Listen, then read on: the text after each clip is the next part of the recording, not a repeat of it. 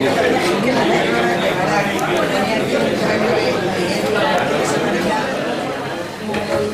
buenos días. ¿Se me oye bien, muy fuerte o bien? ¿Bien? Me entra muy fuerte, ¿verdad? Bueno, dejadme que lo primero que diga es que no puedo estar más contento ni más satisfecho con el evento que vamos a celebrar esta mañana. Darle las gracias al profesor Antonio Galera, que es el actual profesor del taller que tan bien está impartiendo y que tan motivados tiene a los alumnos y a las alumnas, que es el taller de mitos y leyendas del Reino de Murcia, y que gracias a él pues nos ha obsequiado con que venga a visitarnos una eminencia a todos los niveles sobre un tema tan controvertido y a la vez tan apasionante como es todo lo que rodea a la Sábana Santa de Turín. Es una conferencia de un nivel, insisto, que a mí de alguna manera me asusta, ¿no? Porque es un nivel muy alto. Espero que lo disfrutéis. Es un motivo de satisfacción por parte de todos y cada uno de los que estamos aquí, y es un privilegio para el Centro Social de Personas Mayores de Murcia 1 que podamos disfrutar de un momento tan mágico como este. Gracias, Antonio Galera, gracias, don Alfonso Sánchez Hermosilla, y le paso la palabra a don Antonio Galera para que haga la presentación. Gracias a los dos.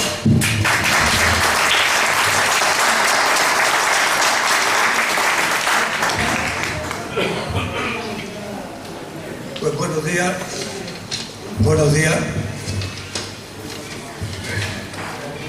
En primer lugar, quisiera dar la bienvenida a cuantos amigos y amigas habéis decidido acompañarnos. Vuestra presencia, estoy seguro, será como el fuego que nuestro orador necesita para sentirse bien entre nosotros. En segundo lugar, agradecer a la Junta Directiva, representada por don Ángel López aquí presente, las horas y desvelo que han dedicado para que este importante evento se haya convertido en realidad. Y en tercer y último lugar, no voy a decir que esta mañana tengo el honor, porque esta palabra ya está muy usada y manida en esta clase de presentaciones, pero sí voy a decir que tengo el placer de presentar a uno de los investigadores sobre la Sábana Santa de Turín más importantes de España. Mi amistad con él dura ya más de 30 años, por eso sé que debido a su modestia no le gustaría que me extendiese dando a conocer su amplio currículum y sobre todo sus valores humanos y personales. Así pues, baste decir que don Alfonso Sánchez Hermosilla es médico forense, profesor de Medicina Forense y Antropología de la Universidad Católica de Murcia, doctor del equipo de investigación del Centro Español de Sindonología, y que ha publicado varios libros y numerosos artículos sobre el tema que hoy nos ocupa. En nombre de cuantos nos hallamos esta mañana aquí presentes, quiero darle a don Alfonso la bienvenida al centro y también las gracias por haber aceptado nuestra invitación. Para terminar, tendría que desearos que disfrutéis de esta conferencia, pero no lo voy a hacer. Sé con toda seguridad que vamos a disfrutar de ella. Ahora ya, sin más, os dejo con don Alfonso. Muchas gracias.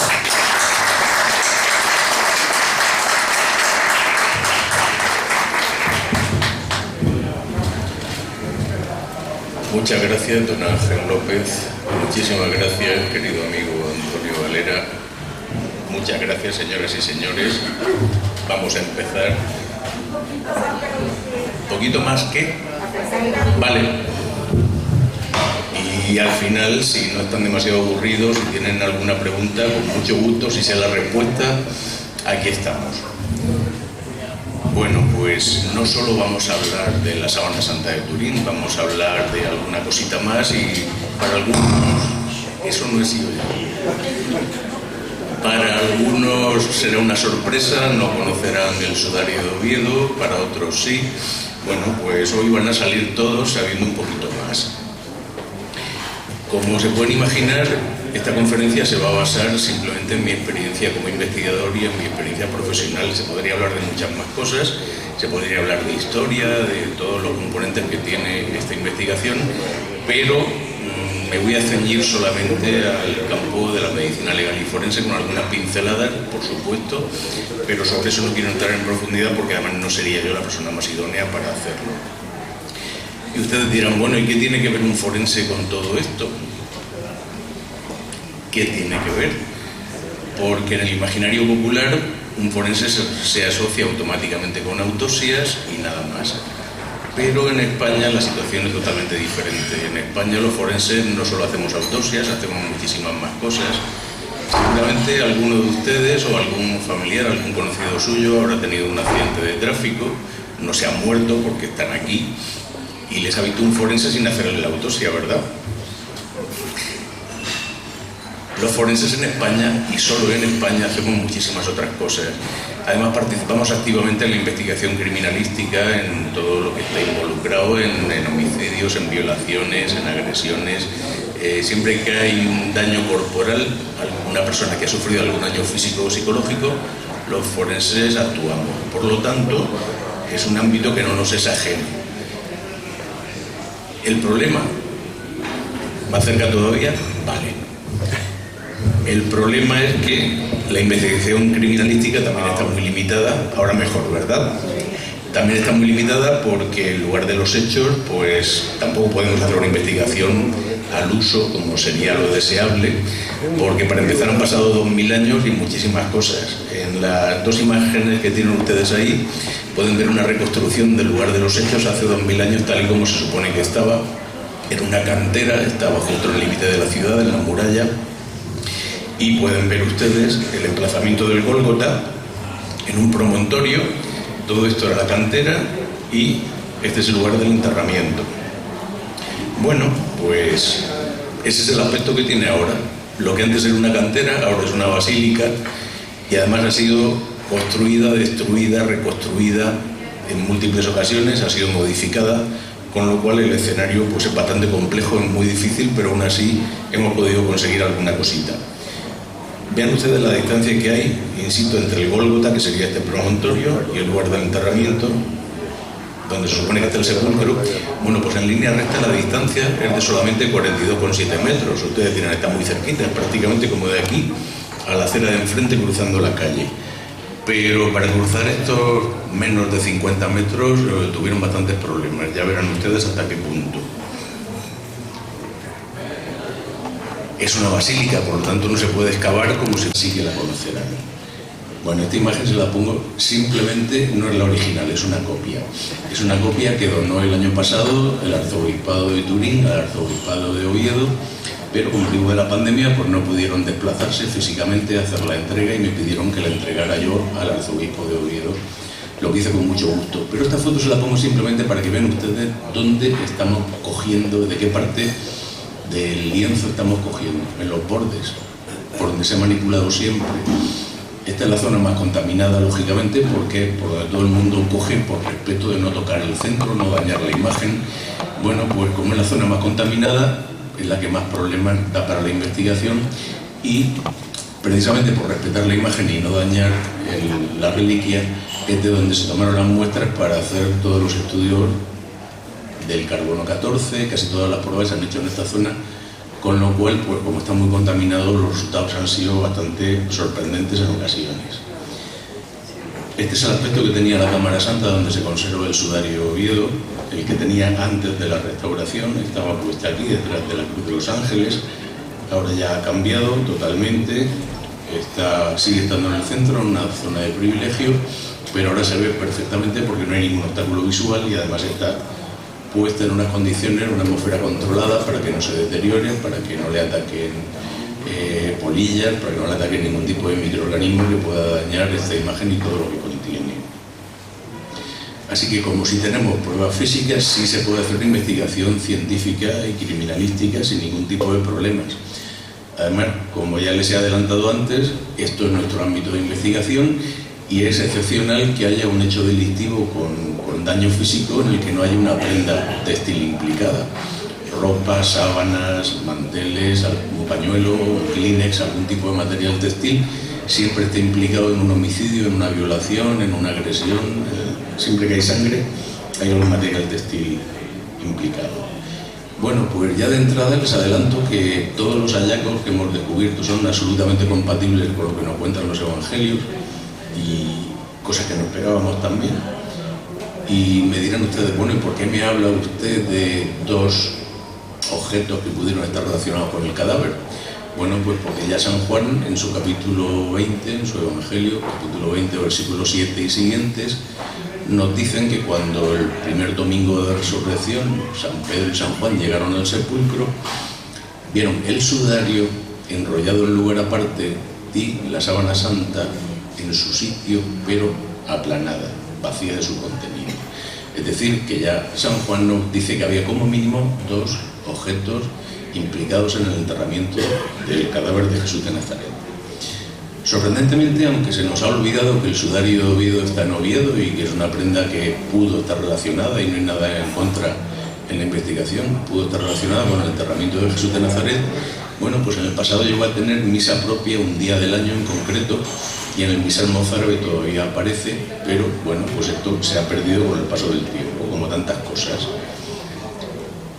Aunque el sudario de Oviedo ha tenido una veneración a lo largo de la historia, mucho más importante en el pasado que en el presente, y aunque hoy se nos ha olvidado, esto no es algo nuevo, esto fue ya paulatino.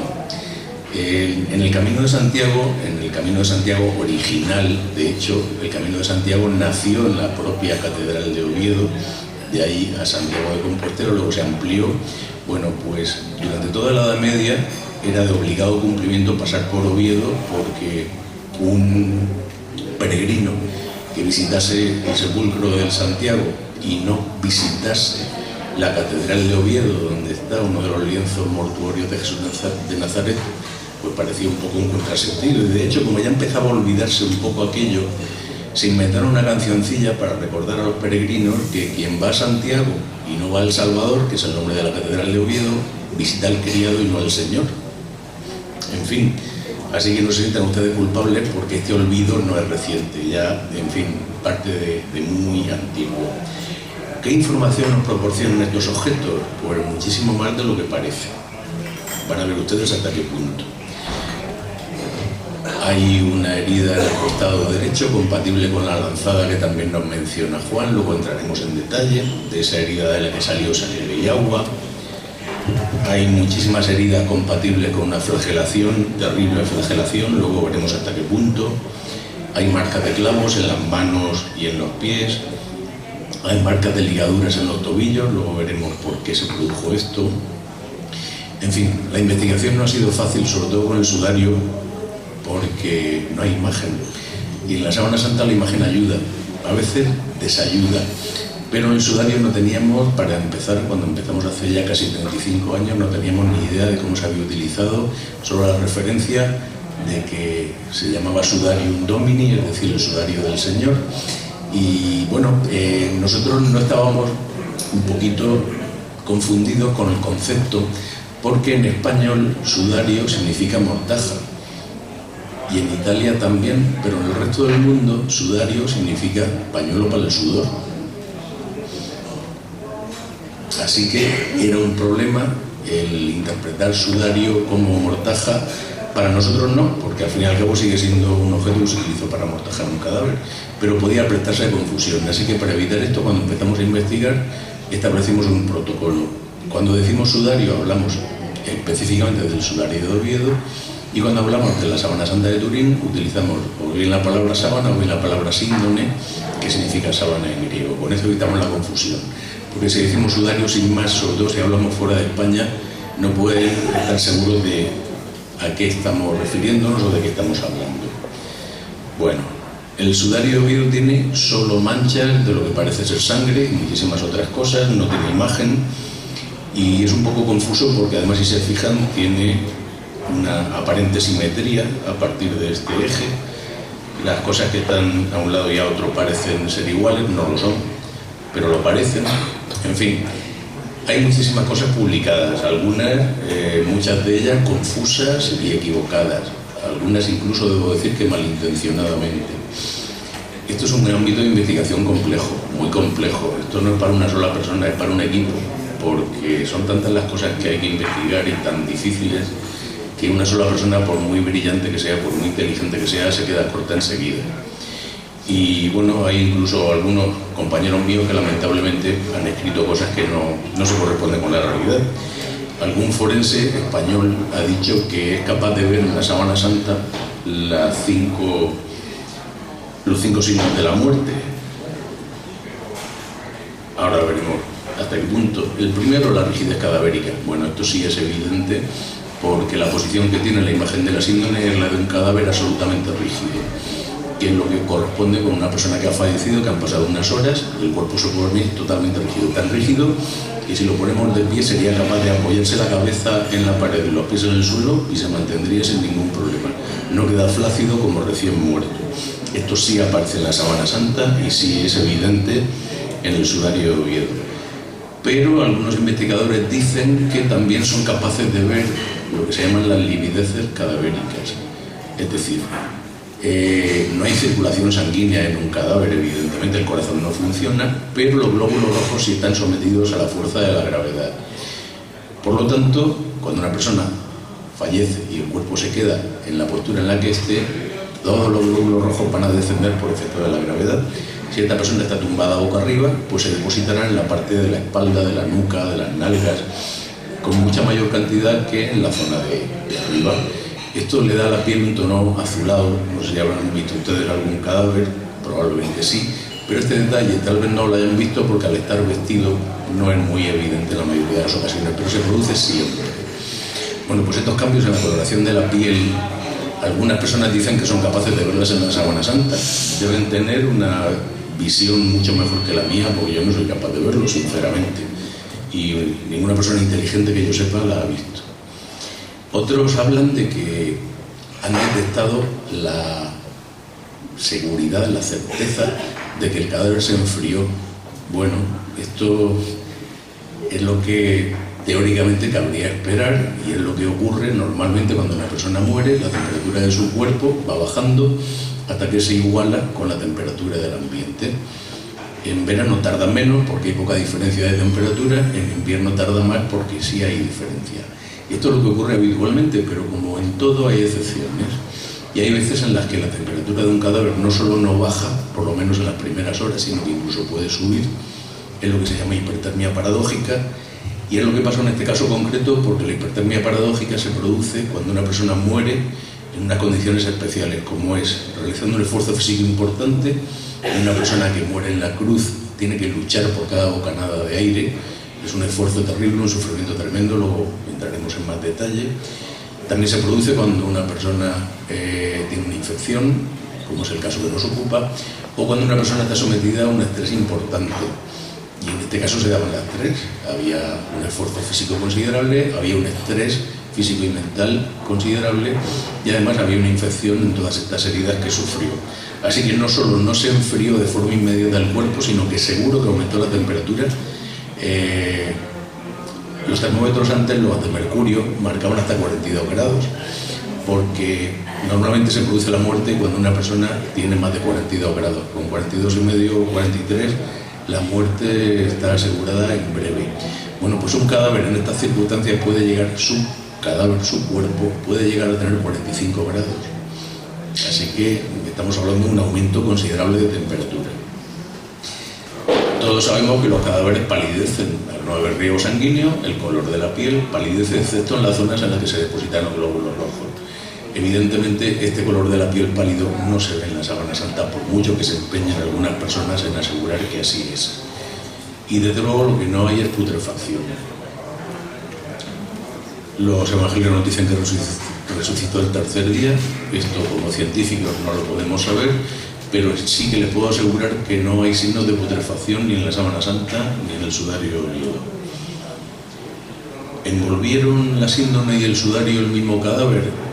Bueno, yo no les quiero convencer de nada, solamente les voy a dar los datos, una síntesis de los datos que a nosotros nos hacen pensar que sí. De hecho, los investigadores no tenemos ninguna duda de que tanto la sábana santa como el sudario de Oviedo envolvieron el cadáver de la misma persona, pero no de forma simultánea. En ningún momento estuvieron los dos puestos a la vez, tal y como nos describen los evangelios en el caso de Lázaro, que estaba envuelto en vendas y un sudario le tapaba la cara. ¿Se acuerdan? Bueno, pues en este caso concreto, no. Esa era la idea original, pero se encontraron con muchos problemas y se lo voy a resumir. En primer lugar, le pusieron el sudario de Oviedo cuando todavía estaba ya muerto, pero todavía en posición vertical en la cruz, y no se lo pusieron de cualquier modo. Se tomaron la molestia de hacerlo con muchísima tranquilidad, de fijarlo, dándole puntos con aguja e hilo, cogido al pelo y a la barba, y lo cosieron tan bien que a pesar de toda la manipulación que sufrió el cadáver después en el descendimiento, en el traslado, bueno, pues no se deslizó el sudario de Oviedo de forma significativa en el rostro, con lo cual las imágenes son nítidas, las manchas de sangre no se han emborronado, y es lo que nos ha permitido a nosotros hacer la investigación que les estoy resumiendo en este momento. Así que, en lo personal, yo estoy muy agradecido a estas personas que se tomaron la molestia de coserlo, de ponerlo con mucho cuidado, con cariño, incluso diría yo. Bueno, pues en un primer momento incluso se lo pusieron doble, 2 capas, plegado sobre sí mismo. ¿Por qué le pusieron el sudario? Bueno, pues era su costumbre, pero todo tiene un porqué. Los judíos, sorprendentemente, están muy alejados de nosotros en cuanto a costumbres, aunque, bueno, nuestra cultura tiene una parte importante de componente hebreo, pero nuestros usos y costumbres difieren bastante. Los judíos creen, incluso a fecha de hoy, que el alma está en la sangre, y si una persona pierde toda la sangre o una parte importante de la sangre y no se le entierra con esa sangre, no va a resucitar. Así que ellos no podían permitir que esta persona, la sangre se quedara en el Calvario, porque si no, no podría resucitar en su momento. Así que voy a romper muchos mitos hoy. Uno de ellos es que los cadáveres no sangran. Seguro que les han dicho que los cadáveres no sangran. No es cierto. Los cadáveres sangran, sobre todo si se mueven. Y cuando se está empezando a instaurar la rigidez cadavérica de la que les he hablado antes, se comprime el tórax, por ejemplo, por efecto de la musculatura, y toda esa sangre que todavía quedaba dentro del cuerpo estaba saliendo por las heridas, por la nariz, por la boca, y estas personas querían evitarlo porque, bueno, era un condenado a muerte, pero querían que resucitara, y ahí también había familiares, había allegados, había amigos que no querían que esto ocurriera. Y por eso le pusieron el sudario de Oviedo, para poder enterrar el cadáver con esa sangre recogida en el sudario. Si se fijan ustedes en la película de Mel Gibson, La Pasión, que seguramente alguno de ustedes la habrá visto, recordará que después de la flagelación, la esposa de Poncio Pilato le da unos paños a las mujeres que había allí, y la mayoría de la gente no se enteró de por qué. Ya saben ustedes para qué le daban esos paños, para que recogieran la sangre de la flagelación y poder enterrarlo.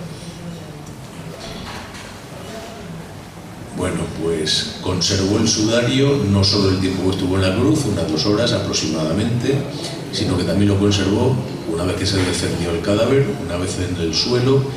Ya pudieron hacerlo mejor y le dieron una vuelta completa alrededor de la cabeza, sin descoser del todo lo que ya habían hecho anteriormente. Repito, las manchas no se emborronaron en ningún momento. Esto vamos a saltarlo, es complejísimo. En algún momento la cabeza estuvo por debajo del cuerpo, y esto lo sabemos porque un cadáver sí que sangra, pero toda la sangre va a favor de la gravedad, hacia abajo. El problema es que este reguero de sangre subía hacia arriba, hasta que, bueno, concluimos que la única posibilidad es que en algún momento, probablemente durante el descendimiento, la cabeza estuvo más baja que los pies, y la sangre que seguía saliendo por boca y nariz, pues en vez de caer hacia abajo, lógicamente seguía cayendo hacia abajo, aunque nuestra impresión es que iba hacia arriba. Para que se hagan ustedes una idea de lo complejo que es investigar estas manchas de sangre. Bueno, pues cada vez que daban un paso en el traslado del cuerpo hasta el sepulcro, volvía a salir sangre por la nariz y por la boca. Y ellos no querían que ocurriera, no querían que esta sangre se perdiera, pero para ellos también era un problema, porque un judío cree que si toca la sangre de una persona queda impuro, y para ellos es un problema. Era un poco más o menos como la situación que teníamos durante la pandemia. No podía relacionarse con ninguna persona, no podía darle la mano, no podía darle un beso, no podía sentarse a comer con su familia. Es decir, que es un problema para un judío el tocar un cadáver o el tocar la sangre de un cadáver. Pero ellos, a pesar de todo, vencieron esta repugnancia que todos tenemos y además su problema cultural y social. Y a pesar de todo, pues intentaron evitar que esta sangre se cayera y se perdiera usando lo único que tenían en ese momento, sus propias manos. Así que en diferentes ocasiones y en diferentes posiciones tuvieron que, con sus propias manos, tapar la nariz y la boca para evitar que esta sangre se perdiera. Y este es el aspecto que tuvo el cortejo desde el Gólgota hasta el sepulcro. No tenemos que olvidar de las imágenes a las que estamos acostumbrados. El rostro estaba cubierto con el sudario, y no solo cubierto con el sudario, prácticamente todo el tiempo alguien estaba intentando taparle la nariz y la boca usando sus propias manos. Bueno, pues una vez en el sepulcro, descosieron estos puntos que habían dado con aguja e hilo, retiraron el sudario y lo enterraron de forma definitiva con la sábana santa, poniendo el sudario, como nos dice San Juan en su Evangelio, enrollado en lugar aparte, pero próximo al cadáver, siguiendo su costumbre. La idea era terminar de amortajarlo el domingo, porque ellos el sábado no pueden hacer absolutamente nada.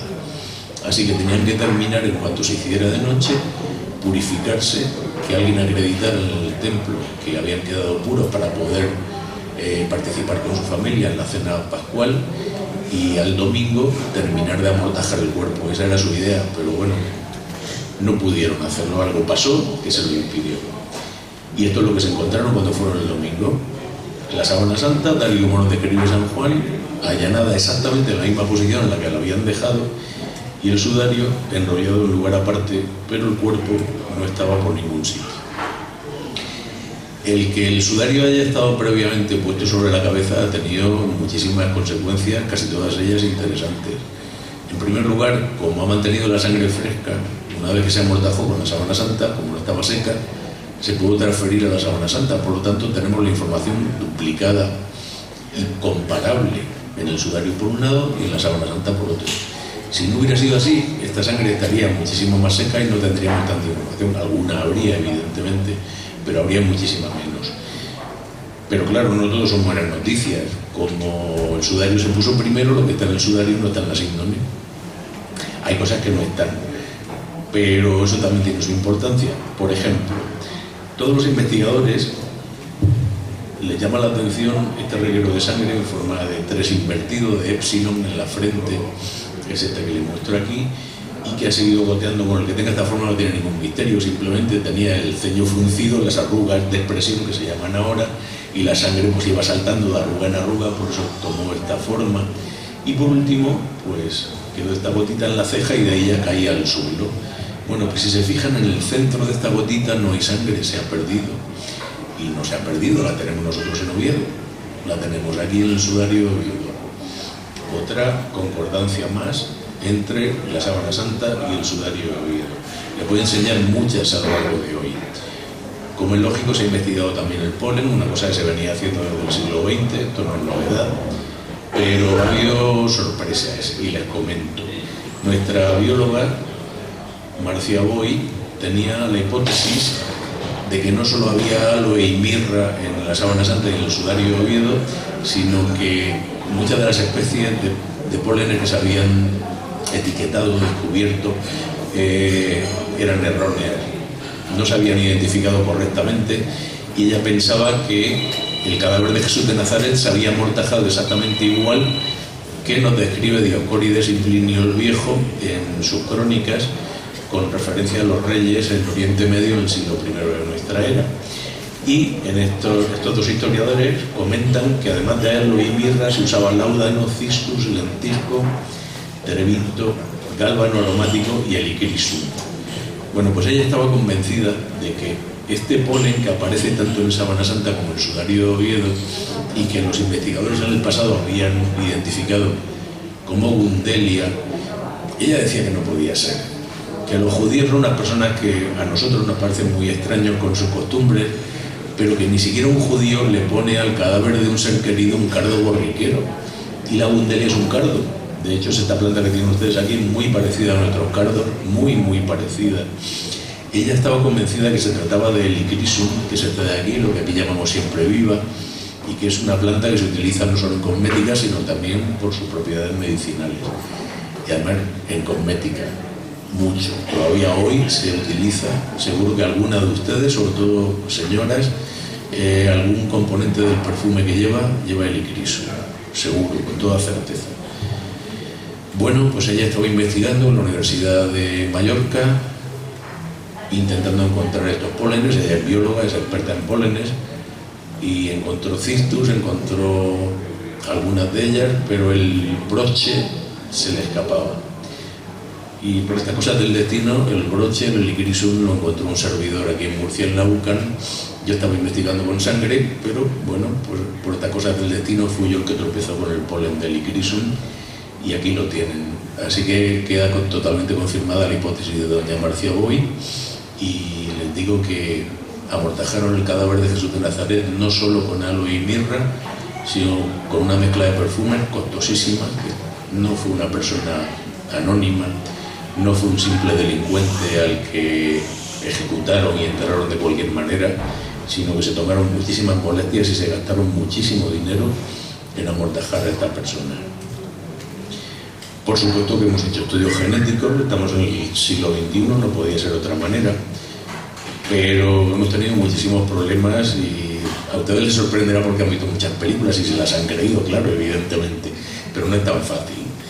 De momento, nadie ha utilizado el mismo método para investigar el ADN de la Sábana Santa y del sudario de Oviedo, no por nada, sino porque en ciencias todo está cambiando muy rápido últimamente, pero sobre todo en genética. En genética, cada 10 años es como pasar de la edad de piedra al ordenador, cada 10 años, y seguramente dentro de otros 10 años será igual. Lo que sabemos ahora, se reirán dentro de 10 años pensando, jolín, y pensaban que sabían algo.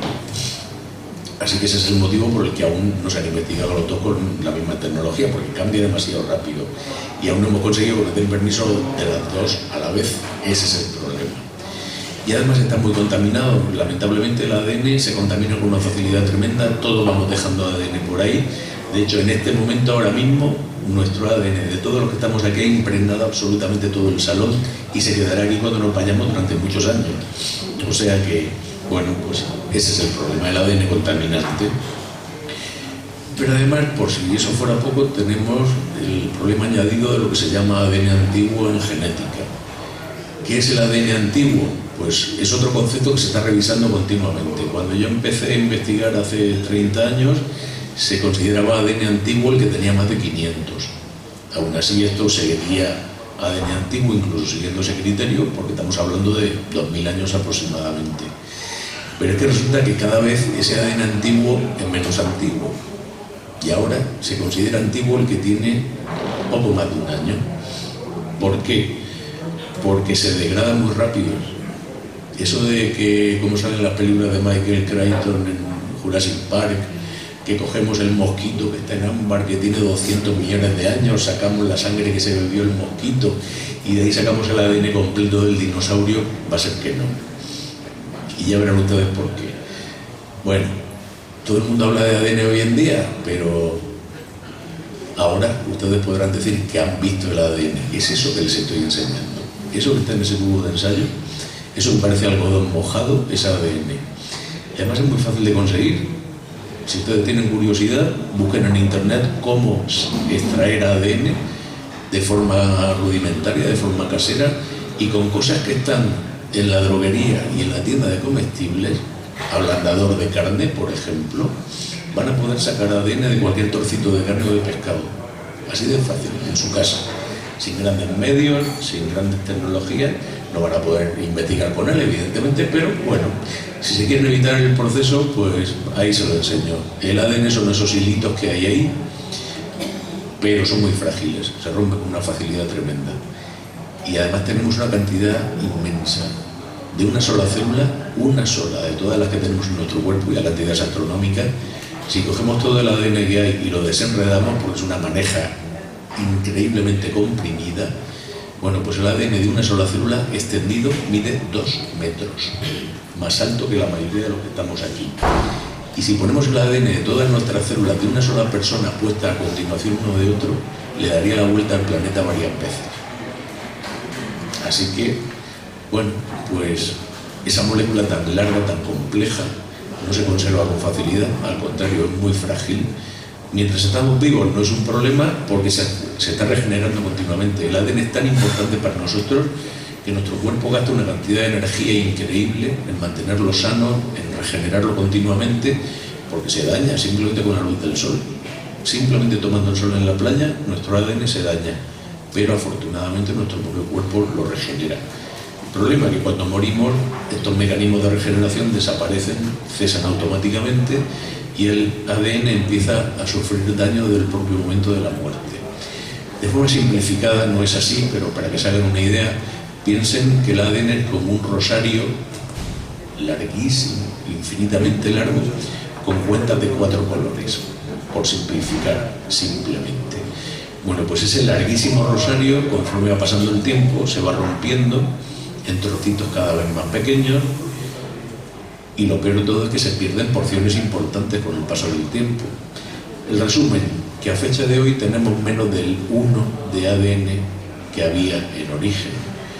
Así que estamos muy limitados, pero esto no imposibilita que investiguemos. Nos lo pone difícil, pero no nos lo impide.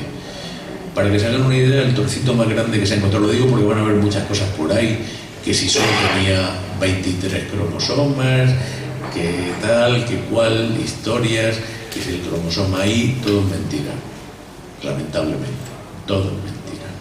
El trocito más grande que se ha encontrado tiene solo 323 de estos cuentas de rosario, de estos eslabones. Y para que se hagan una idea, el gen más pequeño que tenemos en nuestro cuerpo es mucho más grande que esto. Es decir, que la información que nos queda es muy poquita, y además está muy contaminado con ADN femenino, no solo masculino, que lo hay, sino también femenino. Esto en su momento fue utilizado por los escépticos para decir: estáis viendo, que os engañan. Estos supuestos investigadores os engañan. Estáis viendo el ADN de mujer. Digo, claro que de mujer. Vamos a ver, es ADN contaminante. ¿Y quién se encargaba de restaurar estos objetos en el pasado, de custodiarlos? Pues monjitas. ¿Qué van a tener ADN masculino las monjitas? Aún no se habían inventado la ideología de género y todas esas cosas. En fin. Bueno, pues esto hablando de la Sábana Santa. En el sudario de Oviedo las condiciones de conservación probablemente han sido peores a lo largo de la historia, y los trozos de ADN son más pequeños todavía. Pero nosotros hemos hecho algo que no hicieron porque no estaba la tecnología con la Sábana Santa. Y es que hemos investigado el ADN mitocondrial, es decir, el que procede de la madre biológica. Y hemos encontrado ADN mitocondrial, y además interesantísimo porque el tipo de ADN que aparece aquí, que repito es el de la madre, solo se da en Oriente Medio, no se da en personas de Europa, no se da en personas asiáticas, ni africanas, ni americanas. En resumen, que hemos perdido la mayor parte del genoma original del ADN.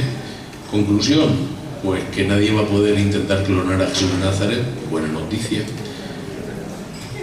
Y aún mejor, que aunque nos lo pone difícil, pues no nos lo impide del todo. Así que se podrá hacer en su momento un estudio comparativo si alguna vez nos dan permiso. También hemos investigado el ADN del lino, es decir, el material con el que se han hecho estos objetos, la Sábana Santa y el sudario de Oviedo.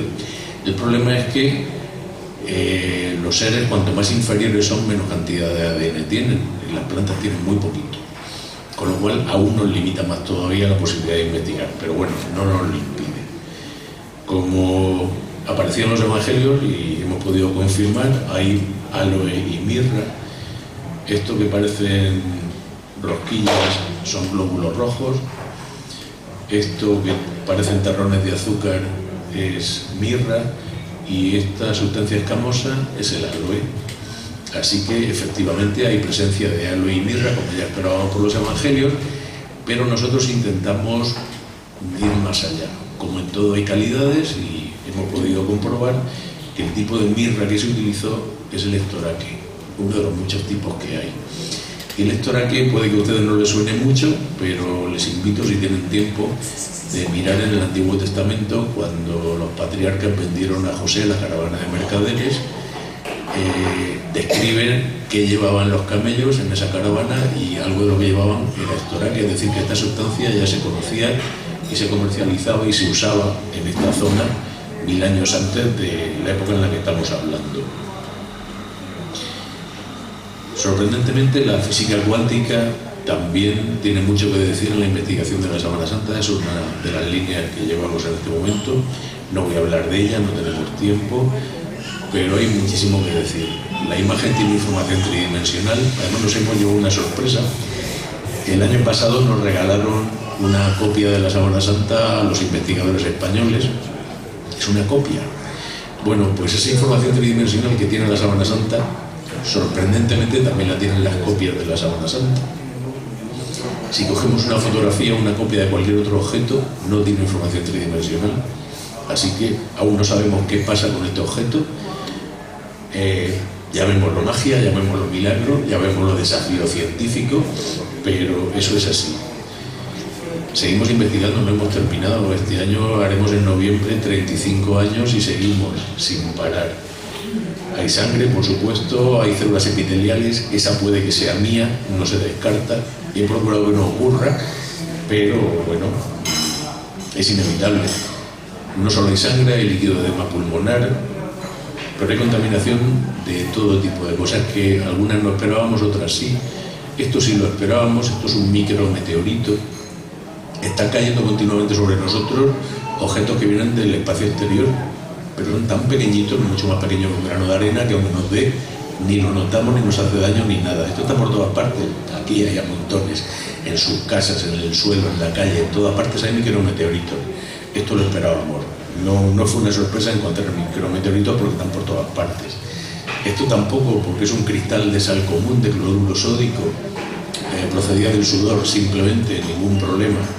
El problema es esto sí que no lo esperábamos. El cloruro magnésico, no sabíamos cuál podía ser el origen, hasta que, bueno, pues por estas cosas, la inspiración del momento, pensamos, vamos a ver, si se gastaron tanto dinero, si usaron perfumes, si usaron mirra, usaron aloe, pues a lo mejor usaron también las sales del Mar Muerto. Vamos a ver qué composición tienen las sales del Mar Muerto. Bueno, pues sorprendentemente tienen muchísimo cloruro magnésico. Así que no estamos seguros, eso estará en las líneas de investigación que llevamos, pero probablemente sea como contaminante de los perfumes que llevaba, sea que lo utilizaron específicamente, pues parece ser que también usaron sales del Mar Muerto para amortajar el cadáver.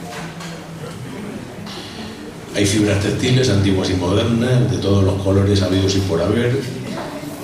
Hay sales de plata, hay pintura, hay carmín de labios. Hemos documentado 32 besos diferentes en el sudario de Oviedo.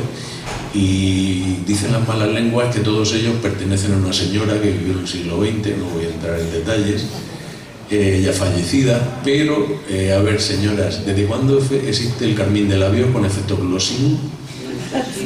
Pues ese tiene efecto glossing, ese no es del siglo XX, este es posterior.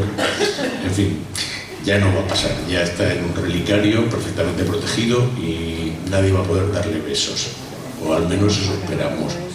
No por nada, sino porque lo va a contaminar y nos lo va a poner más difícil. Hemos encontrado, bueno, este cristalito tampoco es una sorpresa, es roca caliza, es carbonato cálcico, y además hemos encontrado roca caliza de dos tipos diferentes, una exactamente igual como cabía esperar, a la de la Catedral de Oviedo, lógicamente, y otra que coincide completamente su composición con la roca caliza de la cantera donde estaba situado tanto el Gólgota como el sepulcro. Hoy en día la tecnología nos permite diferenciar, incluso que sea el mismo tipo de roca aparentemente, pero la diferente composición de microcontaminantes permite saber exactamente de qué cantera se sacó. Por supuesto, granos de polen, esporas de hongos, más partículas de piel humana, alguna será mía. El cabello humano seguro que no es mío, ¿eh? Este no lo he puesto yo. Bueno, pues además de todas esas manchas de sangre complejísimas que tanta información no dan y que no les puedo desarrollar, primero porque no hay tiempo y segundo porque probablemente les aburriría, bueno, pues hemos encontrado cosas sorprendentes que no esperábamos, esas manchitas. Resulta que cuando se analiza y dijimos que si San Juan dice que lo traspasaron, es que lo traspasaron. Es muy sencillo. Así que nos pusimos a investigar y efectivamente encontramos el orificio de salida. Y en el sudario de Oviedo, en esa zona, que está situada en la zona de la espalda, a la altura entre la paletilla y la columna, aparece una mancha que tiene sangre y agua, como era de esperar. Ahí tienen ustedes el cerco de la sangre y ahí tienen el cerco del agua. Pero es que resulta que esas manchas no son de sangre, son de líquido pleural y de líquido pericárdico. Y no podían llegar al sudario si no había traspasado el tórax. Si estaban dentro del pecho no pueden salir, ahí se quedan. Y esa también es de líquido pleural y de líquido pericárdico. Y la cantidad tuvo que ser enorme porque esta mancha ocupa más de una cuarta parte del sudario de Oviedo, es decir, que había una cantidad de líquido considerable. Este líquido además tiene muchísima cantidad de fibrina sin sangre, prácticamente sin sangre. Y eso que a algunos investigadores les pasó como sangre vulgar y corriente, pues cuando investigamos resulta que no, que era fibrina procedente precisamente del líquido pleural y del líquido pericárdico. Más hematíes, más glóbulos rojos.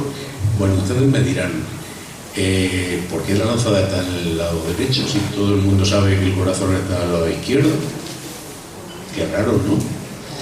Bueno, les he dicho que hoy voy a romperles muchos mitos y ese es otro. El corazón no está en el lado izquierdo, tampoco está en el derecho, está justo en el centro. Justo en el centro. Pero hasta el siglo XIX estaba prohibido hacer autopsias y nadie sabía muy bien cómo era una persona por dentro, solo por comparación con animales de tamaño parecido. Y el cerdo, debo decir que se lo parece mucho, lamentablemente, para bien y para mal, pero no todo lo que es observable en un cerdo es aplicable en un ser humano. Pero bueno, también había signos indirectos, datos indirectos. Entonces, la obesidad no era un problema de salud como lo es ahora, casi todo el mundo estaba muy delgadito y cualquiera podía, si ponía sus dedos aquí, a la altura de la quinta, sexta costilla, en el lado izquierdo, notaba el golpe del corazón. Por eso todo el mundo pensaba que el corazón estaba a la izquierda, excepto los soldados. ¿Por qué se nota eso? Pues porque la punta, solo la punta del corazón al latir golpea las costillas y por eso una persona delgada es capaz de notar el latido cardíaco. Pero los soldados sabían que el corazón no estaba en la izquierda. Pero habían aprendido muchas cosas con el paso de los años. Ellos descubrieron que el punto en el que una persona muere más rápido es si le golpeas en esta zona exactamente por una sencilla razón. El corazón no es simétrico, no es igual por todas partes. En el lado izquierdo, que es donde más presión tiene que soportar, es mucho más grueso, es un músculo, por lo tanto, cuanto más ejercicio, más se desarrolla. Y cuando se produce una herida en el lado izquierdo del corazón, el cuerpo intenta protegerse como puede y utiliza el propio corazón para contraerse y cerrar esa herida. Al final se va a morir, pero va a tardar horas, incluso días. Y bueno, en aquella época tampoco suponía una gran ventaja, pero hoy le permite a esa persona llegar al hospital y con un poco de suerte, pues a pesar de los médicos, a veces sobrevive. Pero en el lado derecho no es así. En el lado derecho, como no tiene que soportar tanta presión el latido cardíaco, es mucho más delgadito y por lo tanto, aunque se intente cerrar la herida con la propia contracción del corazón, no tiene capacidad para hacerlo. Resumen, una herida en esta zona hace que toda la sangre del cuerpo salga en 3 a 5 segundos. 3 a 5 segundos, no en horas o días, como si se produce en el otro lado. Esto los soldados lo habían descubierto en el campo de batalla, así de sencillo. Y por eso les enseñaban desde que los reclutaban a que todas las heridas intentaran por todos los medios que fuera aquí, porque el objetivo no era solo matar al adversario, era matarlo lo antes posible para que no los hiriera o los matara a ellos. Así que practicaban y practicaban y practicaban antes de entrar en combate para poder asentar el golpe aquí. Además, en un momento dado era su única posibilidad. Imaginemos a un soldado, aquí tenemos la prueba, el escudo que le tapa todo, el casco que le tapa la cabeza, a ver por dónde entras. Tu única posibilidad real es el momento en que levanta el brazo derecho, y todos eran diestros porque les obligaban, y aquí tenemos una edad casi todos, y que a los zurdos les obligaban a ser diestros. Pues en el siglo I más todavía, y más a los soldados en el ámbito militar. Así que la única posibilidad era cuando tu adversario levantaba su mano derecha para herirte, tú buscar el hueco. Era la única posibilidad que tenía salir vivo un soldado. Y bueno, pues tenemos esta representación del siglo I. Esta escultura está en el Museo del Louvre en París, se llama el Galo Moribundo, y si nos fijamos la herida está exactamente en el mismo sitio, del lado derecho. Pero es que los griegos 1000 años antes ya lo sabían, exactamente igual.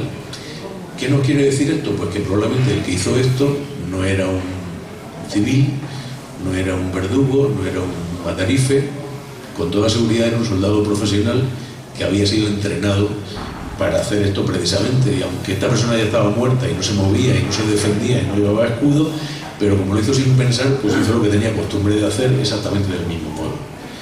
Bueno, pues volvemos a cuando estábamos en el colegio. Si tenemos 2 puntos de una recta, ya sabemos exactamente si la recta es recta, como su propio nombre indica, ya sabemos los ángulos que tiene con respecto a los 3 ejes del espacio. Así que ya sabíamos por dónde entró, sabemos por dónde salió, que es esa zona que les marco ahí. Pues ya podemos calcular los ejes en el espacio. Vamos a ir rapidito. Es esa mancha que les presento ahí en la sábana santa. Ese es el cerco de agua. Como estaba en posición vertical, el agua cayó hacia abajo, lógicamente. Así que ahí tienen ustedes la sangre y el agua, pero en la espalda. El orificio de salida que nos menciona San Juan sin mencionarlo cuando dice que traspasaron el cadáver. Bueno, pues esto nosotros no nos hemos limitado a decirlo, sino que tuvimos la osadía de llevarlo a un congreso internacional de paleopatología. La paleopatología es la ciencia que se encarga de investigar la enfermedad en el pasado, es decir, está muy ligada a la arqueología. Bueno, pues nosotros presentamos esto en el congreso y no hubo ninguna objeción.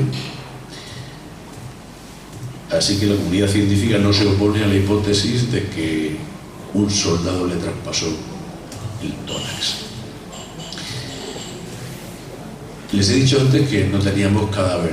Bueno, pues esto ya no es del todo cierto, porque con toda la información que hemos conseguido, les he enseñado muchas esculturas a lo largo de la conferencia y aún me queda alguna más por enseñarles. Todas estas esculturas las ha hecho este señor que está aquí, el profesor Miñarro, un escultor sevillano que todavía vive y al que le espero y le deseo muchos años, porque probablemente, tal vez con la excepción de Salcillo, sea el mejor escultor imaginero de la historia de la humanidad, y lo tenemos vivo, vivito y coleando en Sevilla, y es el autor pues no solo de este Cristo, el famoso Cristo de la Universidad de Sevilla, sino de todas las esculturas que les he enseñado hoy. Y nos ha permitido hacer una reconstrucción antropológica no solo del cuerpo, sino también del rostro. Este es el aspecto que tenía después de sufrir toda la tortura, cuando ya estaba muerto, y este, aún retrocediendo más en el tiempo, el que pudo tener mientras aún estaba vivo. Y aquí los dos para que comparen, antes y después de la tortura.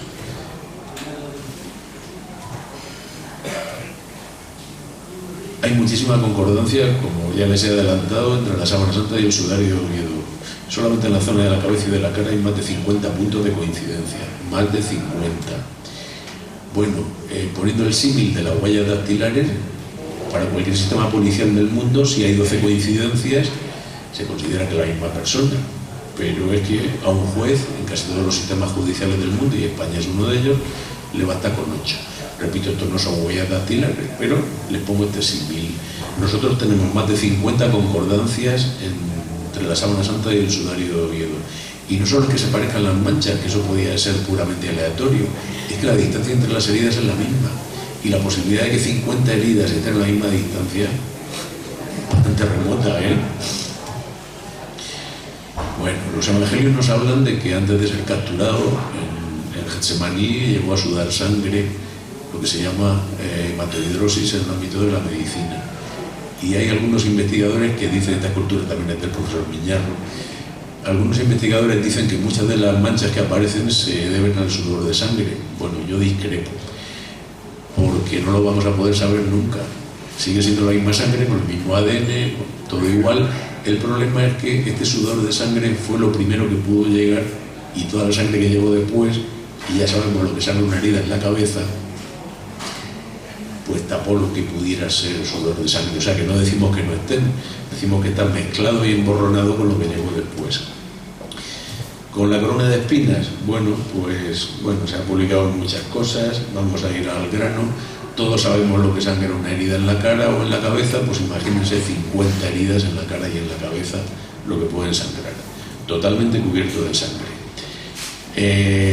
Lógicamente, nosotros sí hemos hecho pruebas con cadáveres, pero con personas vivas no hemos encontrado voluntarios, no entiendo por qué. En fin, bueno, pues hemos encontrado otras soluciones alternativas. En este caso, pues un cráneo humano cubierto con masa, con pasta de modelar, y usando diferentes tipos de coronas de espinas, pues hemos hecho muchísimos experimentos a ver cómo pudo ser, cómo pudo comportarse, qué características debía tener las plantas de las que se extrajeron las ramas, en fin. Al principio, como buenos murcianos, por lo menos yo, probamos con ramas de limonero y no estaba mal, pero a pesar de que las espinas eran bastante grandes y duras, pero no salían las heridas exactamente igual que aparece en el caso de la sábana santa y el sudario de Oviedo. Seguimos probando con más cosas, al final, pues descartando, llegamos al nuestro humilde jinjolero, que resulta que también crece en la zona de Jerusalén. Le llaman azofaifo, bueno, aquí se llama azofaifo también, como nombre semiculto, semi-rural. Pero bueno, vamos a retroceder un poquito porque tiene su importancia. Aquí está. Este es un frijolero salvaje. Esta foto está tomada precisamente en Jerusalén, en la zona de Jerusalén, pero se la pongo por este detalle. Si se fijan, las espinas son dobles. Tiene una espina grande, en forma de gancho, y otra muy pequeñita que crece en un ángulo de 90 grados, y que esta espina pequeñita que tienen ustedes aquí, pues la verdad es que es tan pequeñita que no puede hacer daño en realidad, pero tiene una ventaja. Hace que se engarce y es muy fácil hacer una corona de espinas con estas ramas. Yo, como se pueden ustedes imaginar, no tengo callos en las manos porque no lo necesito por mi trabajo. Bueno, pues yo, que no soy experto en cestería y que no tengo callos en las manos, en pocos minutos puedo hacer una corona con ramas de jinjolero sin pincharme demasiado, cosa que con el limonero era espantoso, como todos los que tengan uno en su jardín o en su huerto lo saben. Bueno, pues con el jinjolero es facilísimo hacer una corona de espinas, además se traban entre sí y ya se mantiene y no se deforma, a pesar de que le dé golpes en la cabeza, como nos dicen los evangelios, en fin. Así que no decimos que sea con rama de jinjolero, pero bueno, es una posibilidad a tener en cuenta. Hicimos pruebas con diferentes tipos de coronas y desde luego descartada totalmente la que tenía forma de aro, no pudo ser. Primero porque las heridas no podían ser por toda la cabeza, y segundo porque tampoco tenía mucho sentido, y luego les diré por qué. Conclusión: la corona debía de tener necesariamente forma de casco y además estar asegurada alrededor de la cabeza con una cuerda, si no, no habría producido las heridas que produjo, es decir, esto que tienen ustedes aquí. Cuando publicamos lo de la cuerda, nos llevamos una sorpresa, porque en una conferencia como esta, pues un chaval muy joven nos preguntó: oiga, ¿ustedes han visto la reliquia que hay en Notre Dame, en París, de la corona de espinas? Es que yo cuando la vi me defraudó porque no tenía ninguna espina, era solo una cuerda. Ahora entiendo por qué.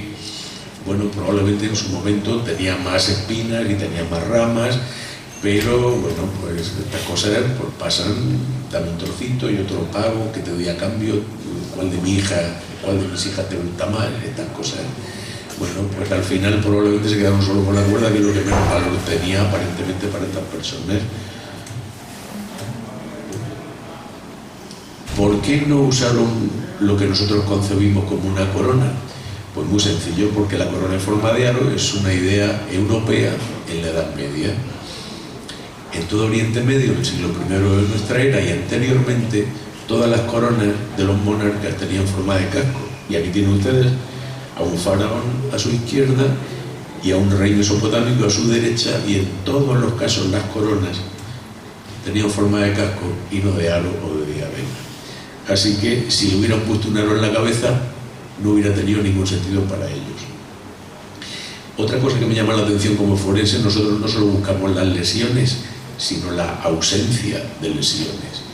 Cuando una persona ha sufrido una agresión, inevitablemente va a tener lo que nosotros llamamos lesiones de lucha y defensa. Si ha podido defenderse, tendrá lesiones de lucha, y si no ha podido defenderse, tendrá lesiones de defensa. Bueno, pues en el caso que nos ocupa, no hay lesiones de lucha, no intentó pelear en ningún momento, a pesar de que era una persona muy fuerte y podía haberlo hecho, pero es que tampoco hay lesiones de defensa, ni siquiera intentar esquivar los golpes. Todos son golpes certeros. Le fracturaron el cartílago nasal, le deformaron la cara, como han visto ustedes, sobre todo le partieron la oreja derecha, el pómulo derecho. Bueno, todos son golpes certeros y en ningún momento intentó defenderse, ni protegerse, ni minimizar las consecuencias de los golpes que le estaban dando. Bueno, más concordancias. Aquí tienen ustedes a su derecha el sudario de Oviedo, a su izquierda la sábana santa. Pues ahí ven ustedes las concordancias que hay de la sangre producida por la corona de espinas, el dorso de la nariz, el pómulo derecho inflamado, incluso la forma de las manchas de sangre es similar, el mentón está inflamado.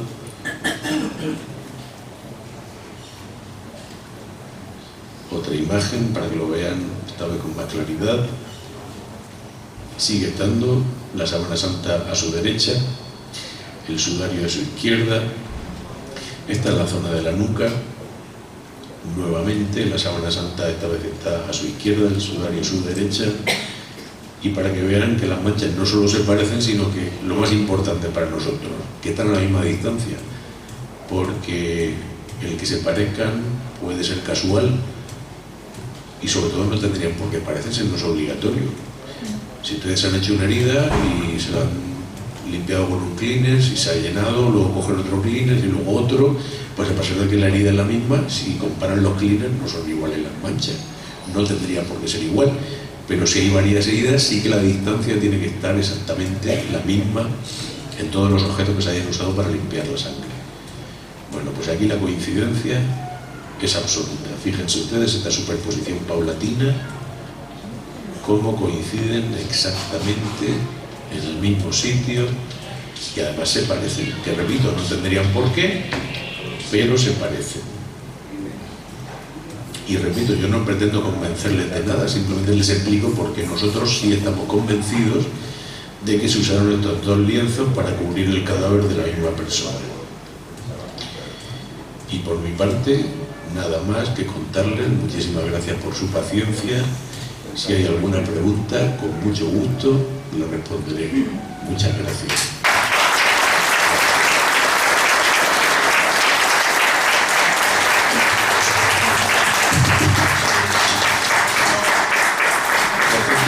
Lo he traído para ustedes porque alguien quiere alguna imagen, es gratis, ¿eh? Antes de irse, si alguien quiere se lo puede llevar sin ningún problema, con mucho gusto. Una pregunta, Dígame. Tengo entendido que la sábana santa da muestra como una fotografía. ¿Eso es así? Efectivamente. Y no encontráis explicación alguna. No tenemos explicaciones. Ahora mismo con toda la tecnología, No tenemos explicación y no solo eso, sino que no hemos encontrado la forma de hacer nada que se le parezca. Y además, esa misma imagen que se van a llevar ustedes, si aplican cualquier sistema de tratamiento de imagen, ustedes a lo mejor no, porque no somos de la generación adecuada, pero seguro que algún hijo, algún nieto lo podrá hacer. Bueno, pues van a encontrar que tiene información tridimensional. En cambio, con una foto nuestra, no sabemos por qué, pero ocurre solo con la sábana santa. ¿Y las copias? también tienen información tridimensional. Menos, lógicamente, es como una fotocopia. Si hacemos una fotocopia de una fotocopia, va teniendo cada vez menos calidad. Pues esto ocurre, pero sigue teniendo, sorprendentemente. ¿Sí? ¿Cómo y cuándo aparece? Supongo que quiere usted decir en España, ¿no? Vale. Le cuento. Lo que hemos podido averiguar, hay muchas lagunas, hay periodos de tiempo de los que no tenemos información. Sabemos que el sudario de Oviedo, por los evangelios, estuvo en la tumba en un primer momento. Luego el sudario parece ser que viajó a lo que actualmente es Jordania. De hecho, estuvimos en el emplazamiento cogiendo muestras de tierra para compararlas. En Jordania, pero en el río Jordán, en aquel momento era Israel. Estuvo en unas cuevas custodiadas por unas vírgenes hasta el siglo V, y finalmente en el siglo V, durante la invasión persa, todavía no eran árabes, la invasión persa de Jerusalén, intentaron poner a salvo pues todo lo que pudieron, incluido el sudario de Oviedo, con muchísimas otras cosas, y lo pusieron dentro de un arca de roble y lo mandaron al lugar más remoto del mundo conocido, que en aquella época era la provincia romana de Hispania, es decir, España. Viajó en barco por el norte de África, llegó a Cartagena. Creemos que estuvo en Cartagena unos 24 años aproximadamente, pero se podía haber llamado sudario de Cartagena perfectamente, o de Murcia, ya que estamos. Pero en aquella época estaban en guerra los bizantinos con los godos y no era un sitio seguro. De hecho, le pegaron fuego a Cartagena no sé cuántas veces, lo arrasaron a sangre y fuego. Así que para ponerlo a salvo lo mandaron a Sevilla. Allí lo recibió el mal llamado San Isidoro de Sevilla. Lo siento, santo cartagenero, vamos a defender lo nuestro. Cada vez defendemos. Efectivamente. De todo el mundo, de León. Sí, menos de... Ahí estamos, así somos los españoles. Eso, también. Gracias. Lamentablemente en Sevilla tampoco estaba muy a salvo. Cuando llegaron los árabes lo mandaron a Toledo. Conforme iba avanzando en Toledo, por cierto, lo recibió mi santo patrono, San Ildefonso, la primera persona que defendió la virginidad de María, por si a alguien le interesa. Y como los árabes seguían avanzando, esta vez sí eran árabes ya, pues llegó a Oviedo y hasta ahí. Ahí se quedó. ¿La sábana santa? Perdón, la señora ha levantado la mano antes. Bueno, una curiosidad. ¿Se sabe las heridas que recibió el cuerpo? ¿Cuántas? Las heridas, ¿cuántas? No lo sabemos. No lo sabemos porque hay muchas lesiones que no han sangrado. De hecho, últimamente hemos descubierto un chichón que no habíamos contabilizado porque no tenía sangre en la zona de la frente. Es decir, heridas, cientos. Golpes, más todavía. Y las heridas, las que han sangrado y la sangre ha llegado a estos dos objetos, podemos contarlas. Pero la sangre se coaguló porque la sangre de una persona viva se coagula, esa no ha llegado a ninguno, ni a la sábana santa ni al sudario. O sea que seguro que había más, pero es que había lesiones que no habían sangrado. Todo lo que son chichones, todo lo que son hematomas, todo esto, no podemos saber cuánto. Sí les puedo decir que fuera del cuerpo había más sangre que dentro. Y que lo que aparece en la película de Mel Gibson no es exagerado. Seguro que cuando terminaron de flagelarlo había sangre por todas partes. Seguro.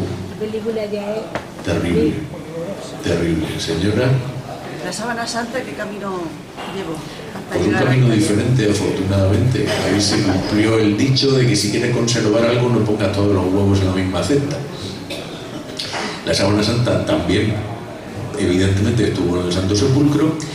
Y bueno, hay muchas historias. Parece ser que llegó a Armenia en el siglo II, siglo III. De ahí a una población que actualmente está en territorio turco. En aquel momento se llamaba Edesa, hoy se llama Siliurfa. Está en la frontera entre Turquía y Siria. Y bueno, también hemos estado allí, lamentablemente, y vimos desde la frontera los bombardeos sobre Siria. Allí estuvo un tiempo, después se perdió simplemente para evitar que fuera capturado en algún momento guerras ha habido siempre, no solo ahora, lamentablemente, y esta zona pues ha sido una de las más castigadas por la guerra a lo largo de la historia. Bueno, pues en algún momento escondieron la Sábana Santa dentro de las murallas de la ciudad de Edesa, pero luego pues apareció en una restauración, parece ser que como consecuencia de una inundación hubo que restaurar la muralla y apareció la Sábana Santa, se pusieron muy contentos, esto lo interpretaron como que Dios estaba con ellos, pero parece ser que no del todo, porque finalmente los bizantinos les hicieron un buen trato. Pero si nos dais la Sábana Santa os entregamos a todos los soldados que os hemos capturado en la guerra, luego llegaron a un acuerdo, se llevaron la Sábana Santa, estuvo en Bizancio, en lo que actualmente se llama Estambul, Constantinopla en aquella época. En el siglo XIV, si no recuerdo mal, XIV-XV, en la Cuarta Cruzada, pues los cruzados tuvieron un pequeño problema, como no había GPS, en vez de conquistar Jerusalén, conquistaron Constantinopla, un pequeño error geográfico. En fin, se perdieron muchísimos objetos, entre ellos la Sábana Santa, estuvo 100 y pico años perdida, hasta que finalmente apareció en el norte de Francia, en un pueblecito muy pequeñito que se llama Lirey. Ahí estuvo un tiempo, hasta que finalmente se le donó a la Casa Real de Saboya, que lo llevó lógicamente a su capital, a otra ciudad de Francia, pero esta vez en el suroeste, en Chambéry, cerca de la frontera con Suiza y con Italia, y finalmente pues se trasladó, cuando trasladaron la capital, pues la trasladaron de Chambéry a Turín, que seguía siendo una ciudad de la Casa de Saboya, aunque está en la frontera, pero tenía propiedades en lo que hoy son dos países diferentes. Luego ha tenido alguna huida, por ejemplo, durante la Guerra Mundial hubo que esconderla temporalmente en un lugar que se supone secreto, no muy lejos de Turín, pero bueno, y en estos momentos, hasta donde yo sé, está en Turín. Sí. ¿Alguna pregunta más? Por aquí. Sí. ¿Las serpinas de la corona eran muy largas o eran cortas? No sabemos exactamente la longitud que tenían. Nosotros, como conclusión, una de las conclusiones es que debían de tener como mínimo 2,5 centímetros, como mínimo. O sea, largas. De largo. Claro. No demasiado, porque por ejemplo las de Limonero son demasiado largas y no podían haber ocasionado este mismo tipo de heridas. Lo digo porque en un Cristo nuestro que sale en la procesión, una de las espinas le atraviesa la ceja. Sí. Por el escultor. Es posible. Es posible, más que posible. Por la largura de la espina. Más que posible, sí.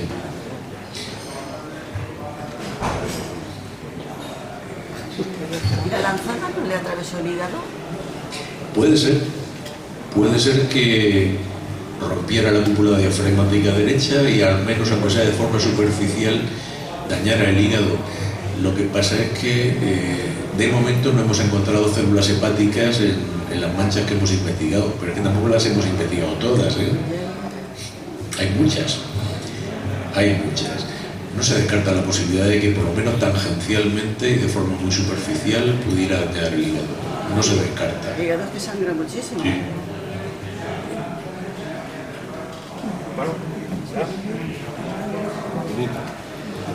Muchas gracias, han sido muy amables. Gracias.